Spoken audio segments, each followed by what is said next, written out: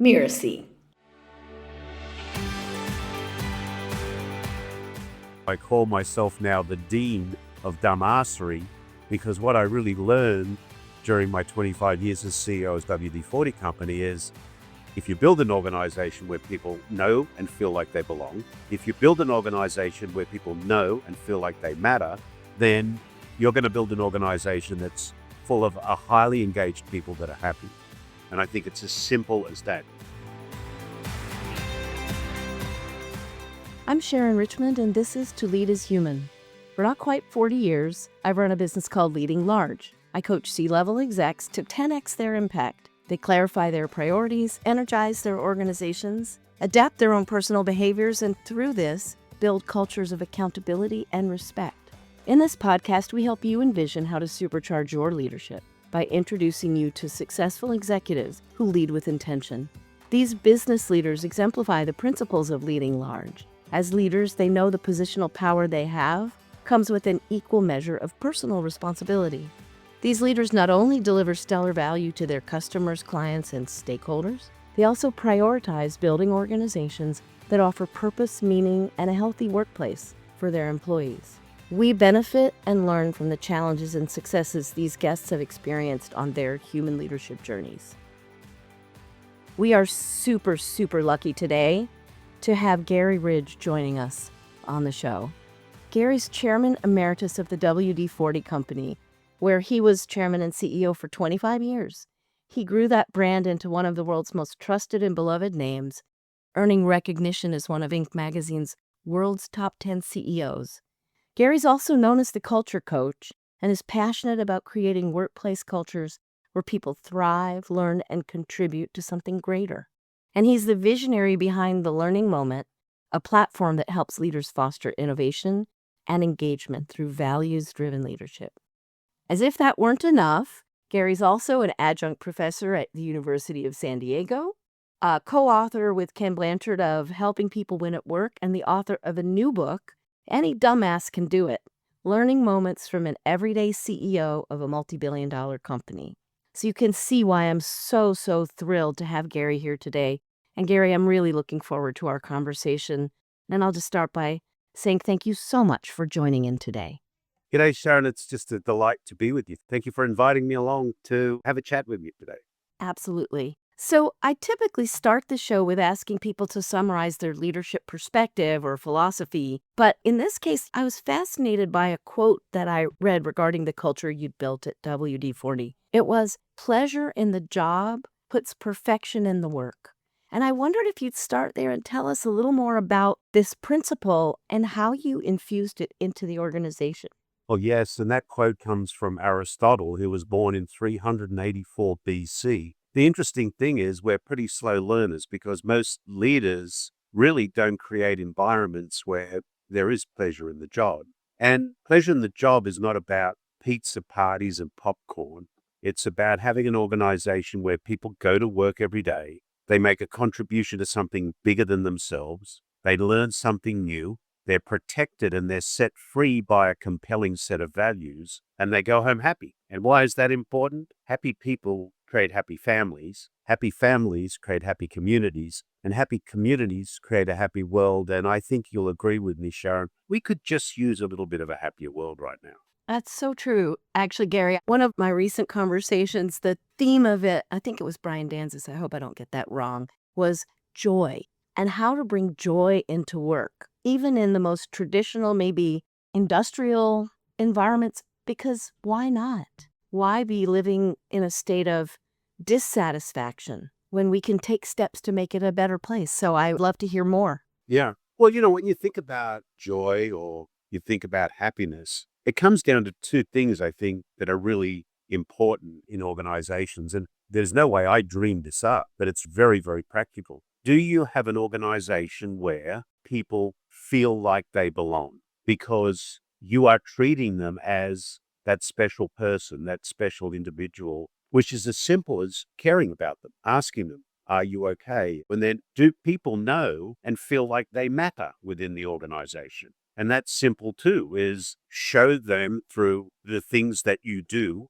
and by amplifying the things that they really do matter. So I think pretty simply, and it's part of my school of dumbassery, if you will. I call myself now the dean of dumbassery because what I really learned during my 25 years as CEO of WD-40 company is if you build an organization where people know and feel like they belong, if you build an organization where people know and feel like they matter, then you're going to build an organization that's full of a highly engaged people that are happy. And I think it's as simple as that. But most leaders think it's absolutely more complex than that.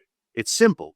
It's not easy, but time is not your friend either. You have to do it consistently. Yeah, I think that's such a great point that sometimes the things that are simplest aren't very easy, but well worth it. And I wonder if you could reflect a little bit and share with us at WD-40, what were some of the practices or the ways that this was, I don't like the word inculcated, I like the word infused better, but shared within the organization and propagated? Well, number one is, and I think it was a huge part of our culture and still is, I believe, is we took the word manager out of the vocabulary. We said, we're not here to manage people. We're here to be people's coaches. And what's the role of a coach?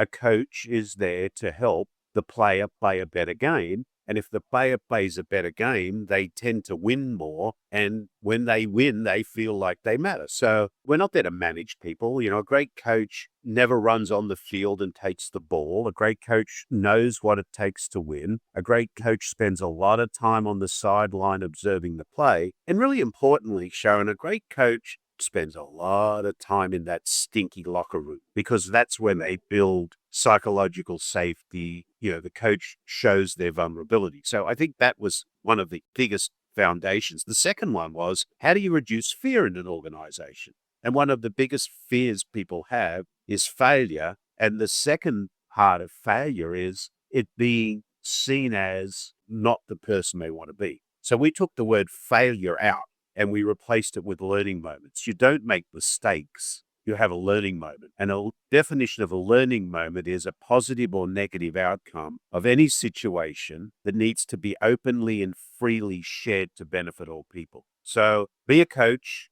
reduce fear, show people they belong, show people they matter, and you've got most of the ingredients you need to really build a great culture where people go home happy. So, Gary, we're talking about culture. And one of the things that a lot of listeners wonder, a lot of the leaders that I have worked with and that listen to our podcast, how does a leader in a larger organization shepherd a culture in a way that it is embraced by the people in the organization? Are there practices or tactics that you learned over the years that seem to work better than others? Yeah, I think to boil it down, I have an algorithm that I use that I actually borrowed from Simon Sinek and then added a little bit to. And culture equals values plus behavior times consistency. So firstly, in an organization, you need the foundation of a hierarchical set of clearly defined values. And these values become the acceptable, rewarded, and applauded behaviors within the organization. They protect people, but they also set them free. So the values are there to enable people. Then there's the behavior. What are you doing in the organization? And, the culture of an organization is truly the shadow of the leadership. So as the leader in the organization, you have to ensure that those that you have given the privilege to lead others clearly understand what we stand for, what our purpose is, and what is the acceptable behavior that we're going to have in the organization. And then you have to do it consistently. Now, I have a friend, his name's Charlie Maloof. He's the CEO of Broad River Retail. They own a chain of Ashley furniture stores out in North Carolina. He has a lovely, lovely description. He says, culture is not a microwavable event. You have to take a crock-pot approach, right? So again, you can't come into an organization and sprinkle fairy dust. You have to have the foundations. What is your purpose? Do you have a clear set of values? What are the behaviors that you want in the organization? Then how do you consistently embed that in the behaviors of your leaders, number one, and then of the rest of the organization? It's an everyday event. That's the thing. I mean, I think a lot of people think that building great cultures in organizations is just bring in this training program for 4 days and when they leave, the world will change. No. This is simple. It's not easy and time is not your friend. It's got to be consistency, consistency, consistency. So, can we pick one of the WD-40 values and maybe just describe to us, like, how did that show up behaviorally and where were the edges of that? Sure. So values were hierarchical. The first value was we value doing the right thing. The second one was we value creating positive, lasting memories in all of our relationships, which was a great value around behavior. And I'll give you an absolute example of this. Here's a story. It was a morning meeting at WD-40 company. There was a group of us leaders sitting around discussing certain topic subjects. There was one person in the room, a long-term member of our leadership team, who I had observed for many years living our values of creating positive, lasting memories. This morning, however, this person was not creating positive, lasting memories. It was one of those rooms where someone was actually, you've probably been there, sucking the oxygen out of the room with their behavior, which was quite out of ordinary. So what do you do as the leader? Well, remember I said you've got to have this behavior. So the first thing you might be tempted to do is stop the meeting and say, Sharon, this behavior is unacceptable. Would you stop it? Which sends a message to everybody else in the room, which is, oh, I wonder when I'm going to get publicly assassinated. So you don't do that. The second thing you do is nothing. You don't do that either, because then you're not living the values. So the meeting came to an end and I went up and I'll call them Sharon. I said, Sharon, let's go for a walk. So we walked out of the building and I added a little humor to our discussion now. I started to look in a trash can and behind a tree and under a car. And Sharon is obviously getting a little agitated. He said, what the hell are you doing, Garry? I said, Sharon, the you that I know and love was not in that room today. What's on your mind? What's getting in your way? Because I know that you really do live our value of creating positive, lasting memories. And that wasn't happening today. He says, something is not right with you. And the person said, oh, and we had a conversation. Now, in reality, there wasn't anything major. They just had a bad morning. They got up late, kicked their foot on the bed, spilled coffee in the car, got flicked up, drove to the office, couldn't find all of this bad stuff. And they carried that into that meeting and polluted the environment. So we had a nice conversation and I did some coaching and at the end we had a hug and the person said, hey, yeah, I'm sorry. That's not me. I said, no, that's not you. I mean, I just wanted to know what was it that wasn't having you be who you wanted to be. The person went away. They went back into the office and they went around to a couple of people that were at the meeting and said, hey, I'm sorry. I just had a bad morning. And without, question everyone, are you okay?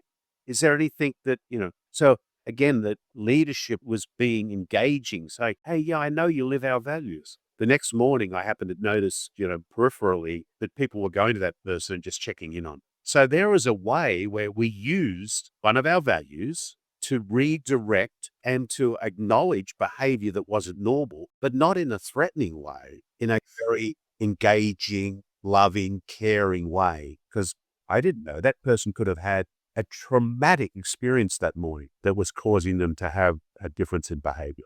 It is so difficult for so many leaders that get caught up in the tasks of their day to day to slow down enough to notice the moods of their people, the moods of the people around them, the way a meeting feels. And I like your example so much because I think there isn't a person listening who can't relate to either being the one bringing the mood or feeling that mood oppress them. And so, what a kind way to inquire with concern and also as a way to kind of reestablish acceptability, right? Like that's what you did. You said, this wasn't cool and I know you better than this. So I get how we do it at the executive level.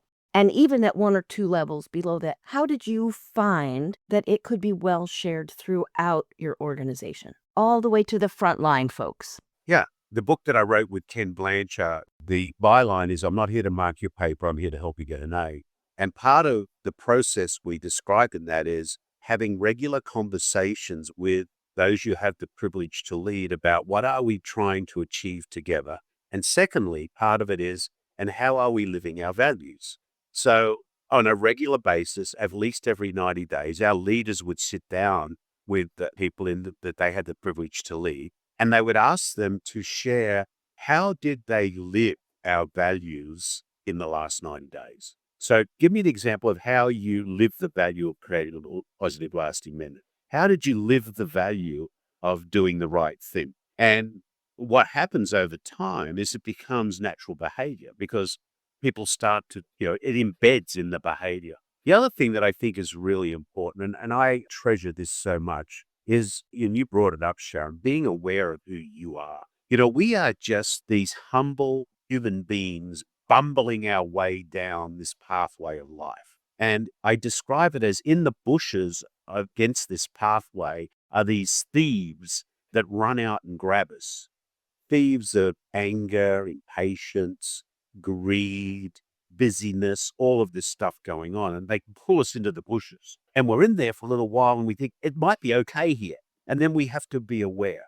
And I'm not the sharpest knife in the drawer. That's why I call myself the dumbass. So I have to keep reminding myself of who I want to be. And I have a sticker on my computer and I have the same thing on my notebook and everywhere. And it says, am I being the person I want to be right now? And then I have a list of who is that person. And I used to read this list, I don't know how many times a day when I had the privilege to be CEO of WD-40, particularly if I was going to engage with someone or be in a meeting. And the list says, I want to be grateful. I want to be caring. I want to be empathetic. I want to be reasonable. I want to be a listener. I want to be fact-based. I want to have a balanced opinion. I want to be curious. I want to be a learner. And I want to throw sunshine, not a shadow.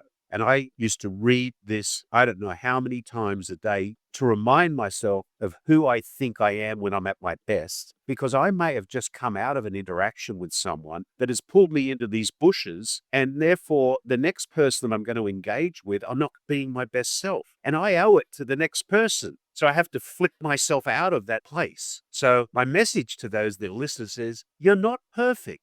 Decide who you want to be, who that best person is, and just keep reminding yourself who you want to be when you want to be your best, particularly when you're going to interact with someone or coming out of something into something else. That's really great. I love that as a practice to kind of cleanse between meetings. I know in this day and age, so many people are going from meeting to Zoom meeting to in-person meeting to group thing to driving to running around. There's so much running around and such speed that I'd almost call it a mantra that you came with for yourself to remind yourself, oh, I'm going to anchor on my best qualities and my intention. And that's why, in the intro, I talked about leaders who lead with intention. A lot of people think that it's really complicated and hard to build a culture, and they're not even really sure that it won't even show up in a healthy bottom line. And I know that you proved this wrong at WD-40 and many other successful companies have as well. I'm curious why you think this persists in the leadership mindset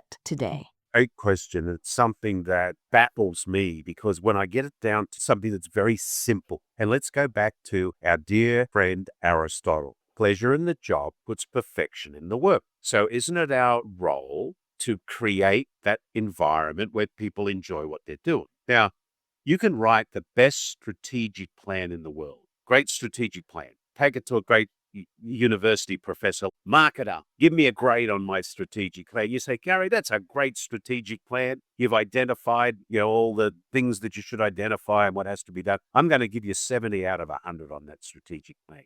Thank you. Now, what happens when you go to execute that plan if only 30% of your people in your organization are enthusiastically going to work every day, happily, purposely executing against it? 30 times 70 is 2,100. There's your output. But if 80% of your people are going to work every day enthusiastically, 80 times 70 is 5,600. So why don't we get it? Well, the reason we don't get it is because the behaviors of the soul-sucking leader get in the way.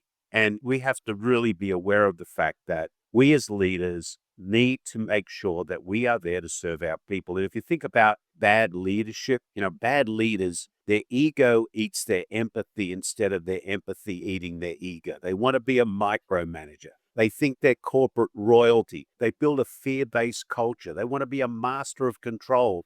They're a know-it-all. They want to be right. They hate feedback. It's because they believe they are the ones that have all the answers. Let me tell you, become a dumbass, because that's where you unlock the power of other people. And when I was at WD-40 Company, I often used to say, G'day, I'm Garry Ridge. I'm the president, chairman, and CEO of WD-40 Company. I'm consciously incompetent, probably wrong and roughly right, and I need all the help I can get. And it's amazing what happens when you open that up and people will actually want to help you, and it does create results. I'm not just talking about the soft stuff here. People say culture is the soft stuff. No, it's the hard stuff because you have to do it consistently. But in the end of the day, you build amazing organizations. Look at WD-40. It grew from a $300 million value to a $3.6 billion value. We went to 176 countries around the world. 98% of our people said they'd love to tell people they worked there. And we weren't sexy. We sold oil in a can. Yep. The best oil in a can. The best oil. Well, actually, what we sold in our can was memories. Say more. Well, when we talk about purpose as an organization, our purpose was linked to our values. Our purpose was to create positive, lasting memories, solving problems in factories, homes, and workshops around the world. We solved problems and we created opportunities. So when people asked me what business we're in, I said, we're in the memories business. We create positive, lasting memories by solving problems and helping people find solutions. That's what we do, which is much more exciting than saying, hey, stop a squeak, right? Yes. I just wonder whether people are too cynical these days to lean into such a good-hearted purpose, even for essentially an industrial company. Well, I think they don't feel that. They go back to talking about this is soft stuff. This is far from soft. Far, far. If it was so soft, everyone would do it. This is hard. That's why people don't do it.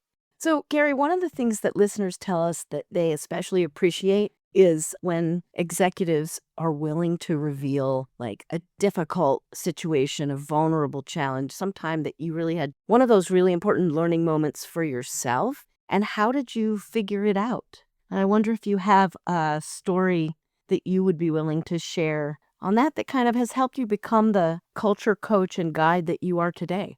Sure. So one of the, I guess, most powerful ones is a learning moment early in my leadership journey. A team member came to me with a problem and I was eager to fix it. I jumped in with a solution before they could finish explaining what it was. While my suggestion was technically correct, it didn't really address the issue that they were facing, something I would have understood if I just listened. So the experience taught me to slow down, make my inner voice be quiet, and focus fully on the person speaking. And by doing this, I created a space for better ideas, stronger connection, and solutions that resonated with the team. It's a simple but profound shift that transforms how I lead and how I communicate. So that was a huge learning moment. Be a better listener. And the cost to you of not being a better listener was what? How was it paining you? I was not getting the full advantage of the experience, expertise, and the commitment of the person that was coming. One of the huge negatives in leadership is when a leader wants to add too much value. And what I mean by that is someone comes to you with an idea, and this is a concept from my friend Marshall Goldsmith, and someone comes to you with an idea and they're enthusiastically saying, this is my idea, this is what I think I should do it. And in reality, you're sitting there listening, that's pretty good. But then you say, well, I just think I'd like to add this to that. And you add a very small, impactful part to the idea, but you deflate the person significantly. And it's called adding too much value. It's roughly right, let it go. That's so fascinating. I was, for a time, the founding director of Cisco's Global Center of Excellence for Leading Change. And the objective was to help the leaders and executives in the company become better at not managing change, but leading it.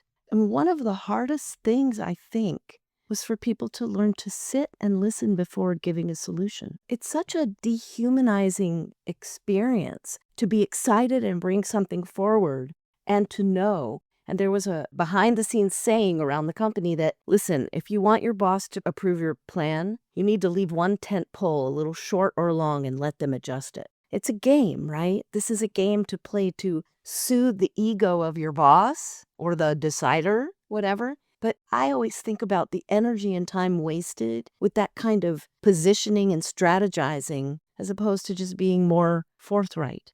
Thoughts?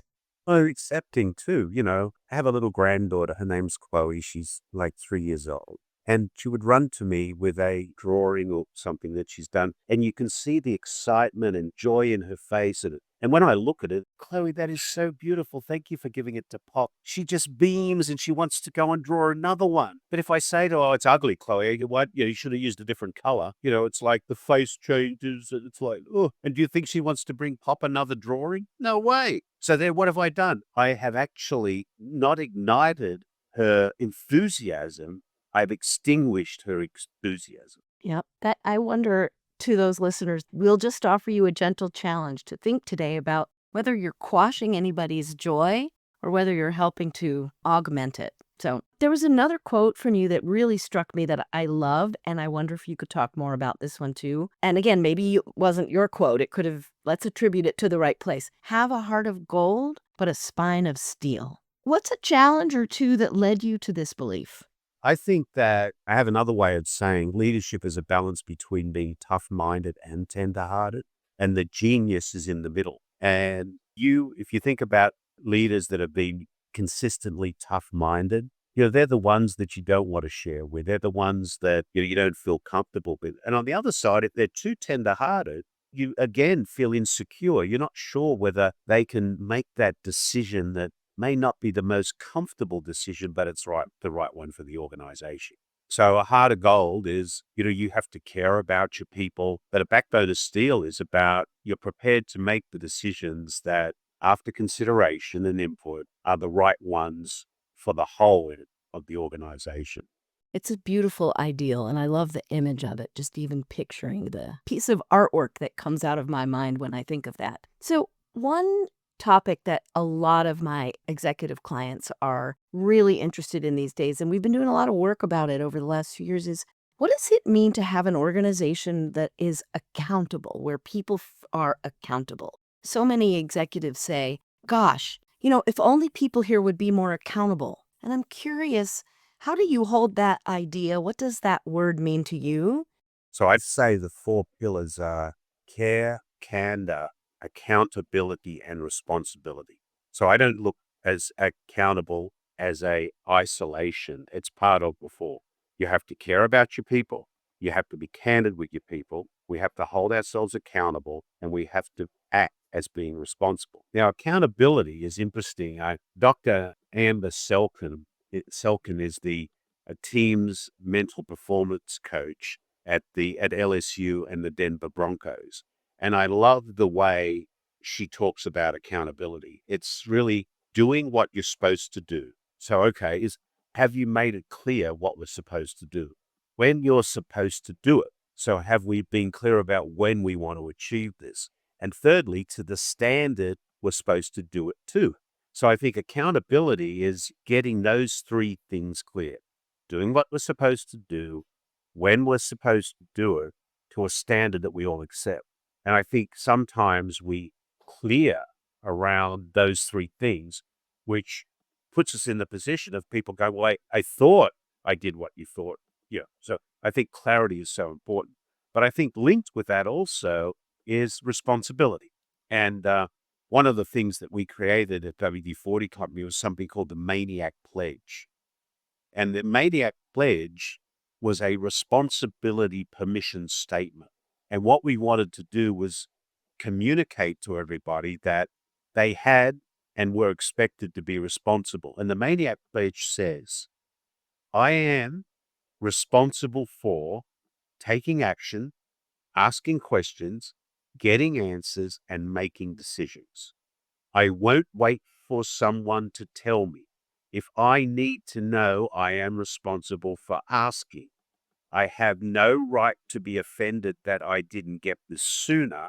And if I'm doing something others should know about, I'm responsible for telling them. This was the statement that gave people permission and assigned them responsibility. And it's an antidote to what I call one of the biggest diseases in organizations. I call it the na disease. And if I translate that into real English, it's the finger pointing disease. People are pointing fingers at others. I didn't know about that.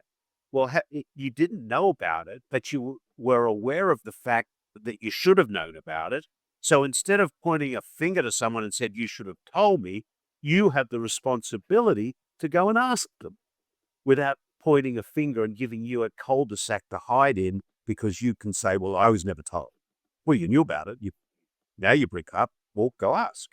So care, candor, accountability, responsibility. The four of them go together. So if you ever had a people coach, a non-manager from your organization come to you and say, I really want so-and-so to be more accountable. They're not showing the kind of accountability I want. What might you advise that person, that leader? Have you clearly described to them what an A looks like? Because remember the book I wrote with Ken? We're not here to mark your paper. We're here to help you get an A.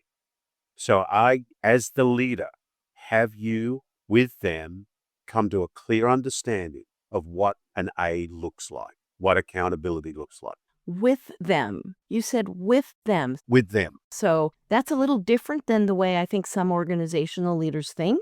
Yeah, I think that, again, if we want to help people get an A, they have to agree what an A looks like, right? So, we used to sit down at the beginning of every year and we used to describe with our people that we had the privilege to lead, what does an A look like? If we want to get A's this year, what are the 5 things that are really important? And then if an A walked in the door right now, what would it look like? Then my job as the leader is to help you get that A.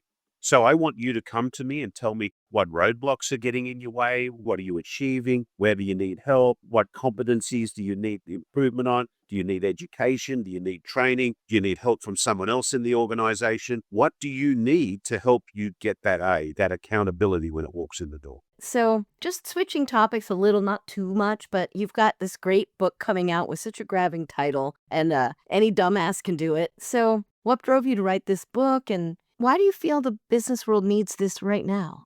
Because we're doing a crappy job. If you look at the latest results from Gallup, which came out in January, employee engagement in the US has dropped to 31%, the lowest in a decade. 17% of employees are actively disengaged, matching 2014 levels.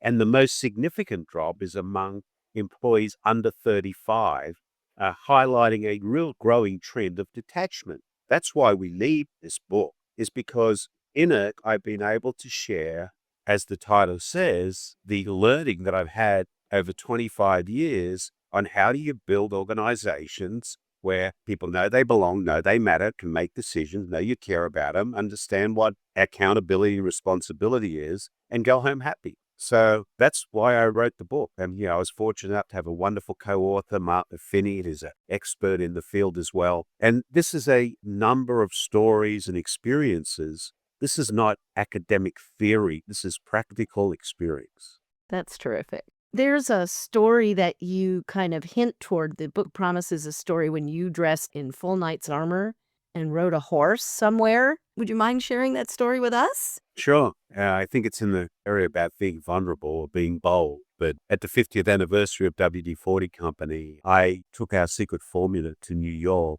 and I got on a big old horse in a suit of armor and I rode into Times Square with the formula to open the NASDAQ Stock Exchange. And it was really about showing you can be bold, but it also showed vulnerability and really created quite an atmosphere that, wow, our CEO would actually do that. I mean, yeah, what happens if you fall off the horse? Well, I guess they fall off the horse. I don't know. Now, did the armor squeak while you were riding it, and were you able to apply accordingly? It was a chain mail, so it wasn't like the famous knights of the round table, but it was heavy, I must tell you. And it was quite an experience, one of those experiences in life that I certainly will never forget. And the whole organization got a whole buzz out of it because they were talking about, look at him going to do that. And I was there to represent them. I wanted them to see that we were proud of what we did. And I was guarding the secret formula. Oh, that's awesome. I love that story. Thank you so much for the sneak peek. When I think about the newest generation of leaders, and I think about these 5 generations in the workforce and these younger millennials and the older Gen Zs, a lot of these folks have started their careers in different work environments than maybe some of us were used to. They come up hybrid or remote. Some have never worked in an office. And I'm curious how you think this might affect the workplace culture as these younger people take on bigger leadership roles. I don't think it's just going to affect the workplace culture. One of the things that's really on my mind right now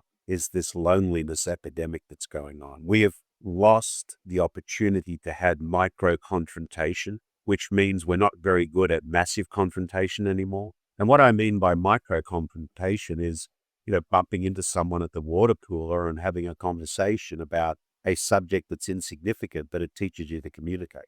And I'll go back to my theory about people want to belong. They want to know they matter. So I think we as leaders have got to do whatever we need to do to bring people together and to help them share. Great innovation doesn't come from isolation. I don't think I've ever seen anybody that's in solitary confinement very happy. So, I think this is something that's a big topic that we need to really address. We can't sweep it under the mat. And I often say, as a leader, you've got to create an environment where Sharon runs out the door today and high fives her husband, wife, or significant other and says, I am so excited to go to fill in the blank today because we are going to fill in the blank. So what are your fill in the blanks to bring people together? So I think it's something that I don't think we're paying enough attention to. I think we don't know the impact yet, and it's showing up in under 35s where, that's one of the areas where it's dropping down. So I'm not smart enough to have the answer, but I really am concerned about the issue. I share your concern about this loneliness epidemic, and so many people feel lonely even when they're among other people. They're not even just isolated at home, they just feel lonely. And that to me is such an important part of culture. Also, that sense that we imbue that you make a difference here. Not only do you matter, without you, we couldn't be what we are today. So I'm kind of a word nerd, I guess I would say, when it comes to precision around language. And so I was super intentional about naming this podcast To Lead is Human. I'm just curious what that brings to mind for you. It's a wonderful, wonderful era of what leadership is, because leadership is about people. I mean, it is human, and it is about bringing people together to enjoy what we really get up for every day, and that's to live. So yeah, it is human. And Marshall Goldsmith often says leadership is a contact sport, and it's so true. Yeah. As we wrap up today, I wonder if you'd give us one more nugget from your book that I really loved: How Not to Be a Soul-Sucking CEO. So what's a tip on that you can share with our listeners? I shared some of the attributes earlier, but I would say the first one is don't let your ego eat your empathy. Have your empathy eat your ego. Show that you really do care in your actions, because you should, and your words. And don't micromanage. Micromanagement is not scalable. So, you need to take your time to be what is truly a great leader, which is a learner and a teacher. Really, as leaders, we are learners and teachers. And that should be the number one responsibility, is to continue to learn and continue to teach, so those that you have the privilege to lead can improve their competencies and add more value. Oh, thank you so much, Garry, for being here today and for sharing your time and your vulnerabilities and your insights, and also some tips from this forthcoming book.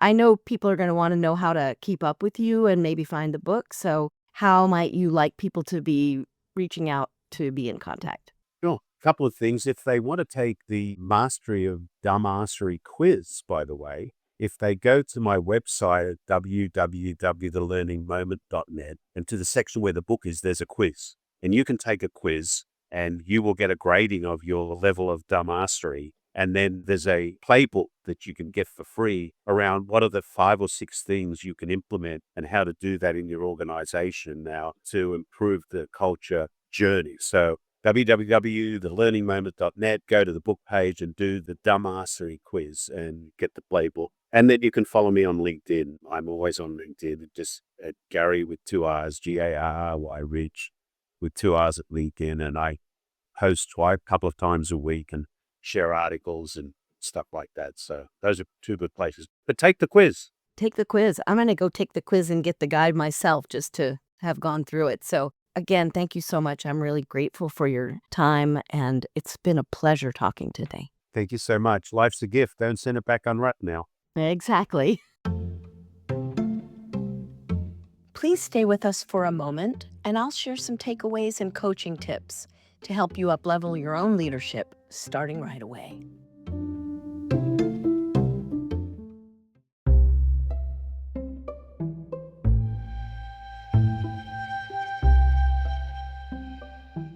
So I met Garry through my colleagues at Altus Growth Partners, as he wrote a foreword for their very terrific book, which is called Growing Groups into Teams. And I knew I wanted to talk with him on the podcast when I read his words. In short, he said, a leader's job is to build thriving communities where dedicated, talented people come to work every day with a single mission: to make lives better at work and at home. And anytime Bob Sutton, a colleague of mine from Stanford, recommends something to read, and then both Simon Sinek and Amy Edmondson echo that recommendation, I'm intrigued, to say the least. So when Garry agreed, I was delighted. Rather than give you coaching tips today, what I'm going to do is just echo a few things that I noticed in talking with Garry. And these are my takeaways. First of all, you probably noticed that Garry refers to, quote, the people I've been privileged to lead, end quote, rather than employees or team members or colleagues. This feels profoundly different and more respectful to me, and I wonder how you would feel if you referred to the people you're privileged to lead rather than any other way that you refer to your team members. I know for me it's made a big difference. The second thing that I noticed, and I'm sure you noticed it as well, is that Garry isn't afraid to say his goal is for people to go home happy. This is an unusual metric in a business, to say the least. He said it so well that the best I can do is repeat his advice to you to put a fine point on it. If you want to build an engaged company where all the people working there are aligned toward a common purpose, you need to ensure 4 things. And write them down. Here we go. 1, everyone knows what we stand for. 2, everyone knows our purpose. You might wonder, what's the difference between what we take a stand for and what our purpose is? I'll let you reflect on that a bit. 3rd, everyone knows what behaviors are acceptable and not. And 4th, and I think Garry said very clearly this is the most important, everyone knows that they are valued, belong at the company, and are cared about by the people leading the company. I'm Sharon Richmond, and this has been To Lead is Human. You can find out more about me at leadinglarge.com. That's LEADING large.com. To Lead is Human is part of the Mirasee FM podcast network, which also features such shows as Once Upon a Business and Making It. This episode was produced by Andrew Chapman. Danny Eni is our executive producer, and Marvin Del Rosario is our audio editor. I sure don't want you to miss any upcoming episodes, so please follow us on the Mirasee FM's YouTube channel or on your favorite podcast player. Did you learn something useful today? If so, do 2 things. Tell a colleague about it, and take a minute to leave us a starred review.